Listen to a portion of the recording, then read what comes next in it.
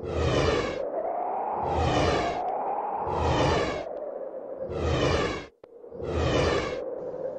الله الرحمن الرحيم.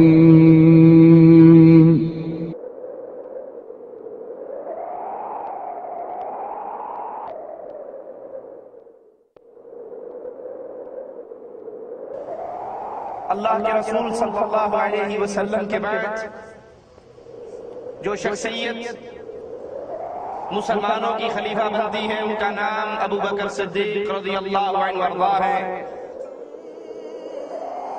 ابو بکر صدیق رضی اللہ عنہ وارضاہ کی سیرت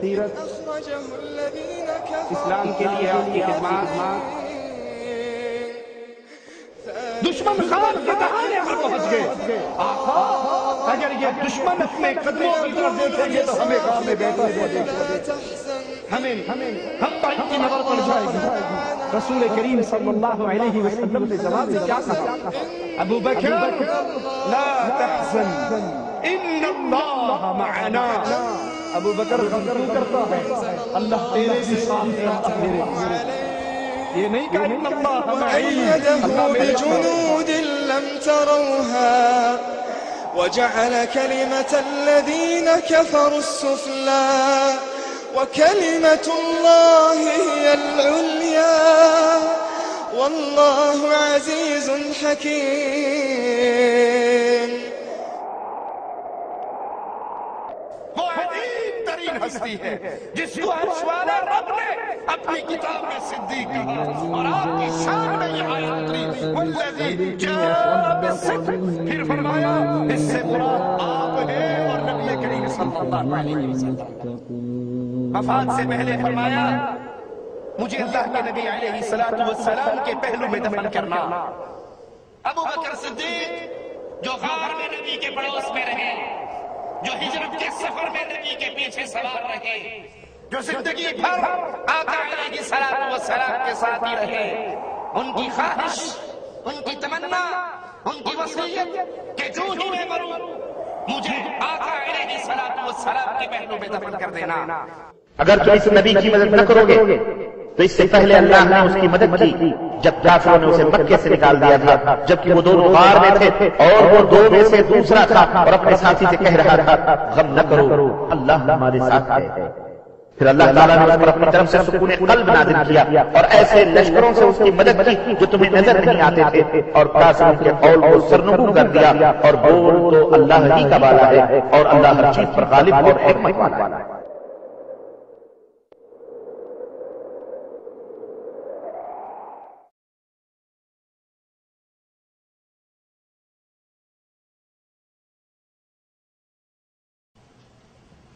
ان الحمد لله نحمده ونصلي على رسوله الكريم۔ اعوذ بالله من الشيطان الرجيم، بسم الله الرحمن الرحيم۔ قل هو الله احد الله الصمد لم يلد ولم يولد ولم يكن له كفوا احد۔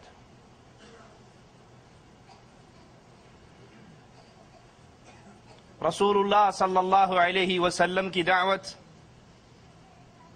لا الہ الا اللہ کا پیغام جو تمام عرب میں پھیلا، اور یہ دعوت پھیلتے پھیلتے روم اور فارس کے دروازوں پہ دستک دیتی ہے۔ اللہ کے رسول صلی اللہ علیہ وسلم کے بعد جو شخصیت مسلمانوں کی خلیفہ بنتی ہے ان کا نام ابو بکر صدیق رضی اللہ عنہ وارضاہ ہے۔ اللہ کے نبی علیہ السلام کی وفات کے بعد فتنوں کا دروازہ کھلتا ہے، کچھ مرتد ہو جاتے ہیں، کچھ زکوٰۃ کا انکار کرتے ہیں، مسلمانوں کے اندر بے چینی اور پریشانی کا دور دورہ ہے۔ لیکن ابو بکر صدیق رضی اللہ عنہ وارضاہ وہ عظیم ہستی، اللہ کے نبی علیہ السلام کے بعد اس امت کے معاملات کو چلانے والی وہ عظیم ذات،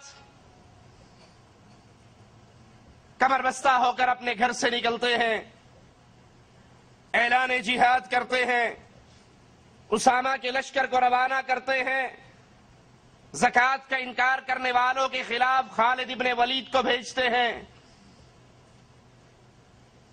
وہ پریشانی، وہ غم کا دور ٹل جاتا ہے، اور ابو بکر صدیق رضی اللہ عنہ وارضا کے جذبہ ایمانی اور جذبہ جہاد اور لا الہ الا اللہ کی دعوت کو تھامنے کے فوائد نظر آتے ہیں.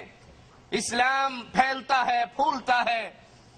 بلکہ یہ کہا جائے تو غلط نہ ہوگا کہ صرف یہ نہیں کہ جذبہ ایمانی صدیقی نے مسلمانوں کے معاشرے میں پھیلی ہوئی بے چینی کو ختم کیا، بلکہ خلافت ابو بکر کے دور میں ہی بیرونی فتوحات کے دروازے بھی کھلے.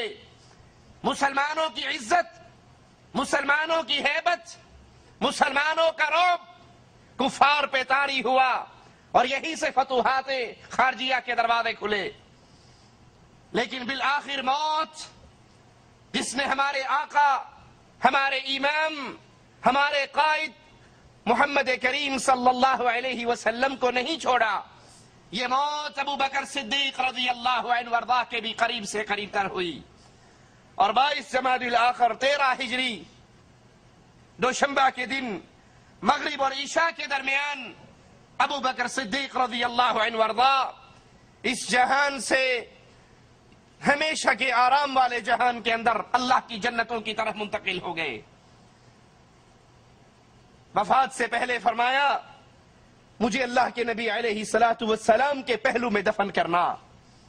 ابو بکر صدیق جو غار میں نبی کے پڑوس میں رہے، جو ہجرت کے سفر میں نبی کے پیچھے سوار رہے، جو زندگی بھر آقا علیہ الصلوۃ والسلام کے ساتھ ہی رہے، ان کی خواہش، ان کی تمنا، ان کی وصیت کہ جو ہی میں مروں مجھے آقا علیہ الصلوۃ والسلام کے پہلو میں دفن کر دینا.